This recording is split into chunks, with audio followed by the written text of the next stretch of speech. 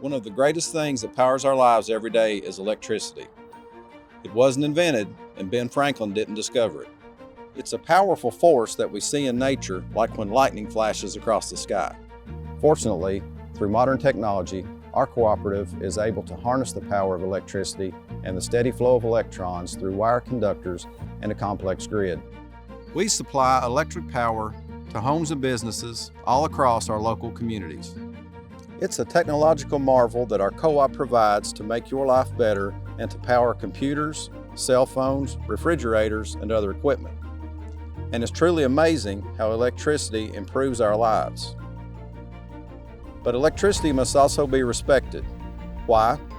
Without the proper precautions, electricity can cause serious injuries, fires, even death.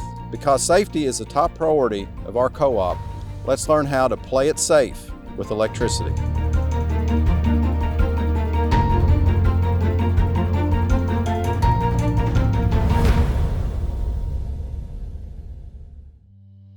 Here at the co-op, we work with electricity every day. But no matter how familiar we are with electricity, we know that it's a force, like the lightning you see, that must always be used with care. It's not just powerful, it's fast. At 186,000 miles per second, electricity can travel 7.5 times around the world in 1 second. Everything you see on this trailer is like the equipment on our distribution system that you'll see when traveling down the road. The transformer is the gray cylinder. It lowers electric voltage so that it can be used in your home or business. And above the transformer is a fuse. It's a safety device like the breaker that you have in your home, which opens automatically when a line gets overloaded with too much voltage. Electricity is so powerful that we must always avoid contact because it can cause serious injuries. Here's an example of what happens when a hot dog comes in contact with an energized line or power source. See how the meat is charred? The same thing would happen, unfortunately, if a person's body came in contact with a live wire. Remember, electricity always seeks a path to the ground, and because humans are made up mostly of water, filled with all types of minerals, we conduct electricity.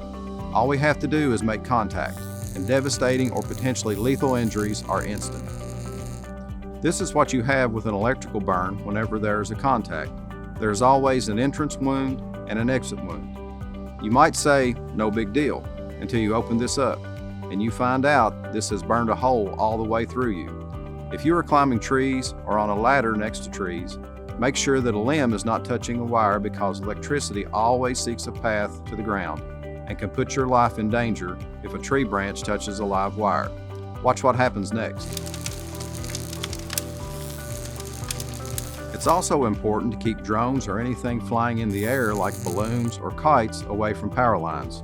Remember to be safe around electricity when using all the appliances and tools you use in your home. When you use tools, look for frayed and damaged cords and prongs.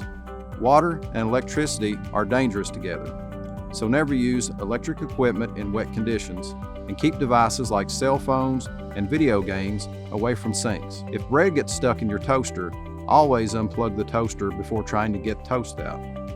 Never use a metal fork while it's plugged in. If you have a garbage disposal, unplug it before pulling anything out and shut off the breaker to be safe. You may see a green box in your neighborhood. That's a transformer for underground power lines. Please don't sit on it and never dig near it. Even plant a bush or a tree near it. You should always call 811 before digging to locate exactly where the power lines are and avoid hitting them. If you're outside trimming trees, look up and watch out for overhead lines. If using a ladder, the safest thing to use is a fiberglass ladder. And the even safer thing to do is hire a professional tree trimmer instead of trying to do this work yourself. Never pull plugs out of the wall by the cord.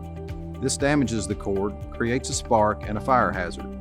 If you have young children in the house, always put caps on the outlets and don't overload with too many plugs.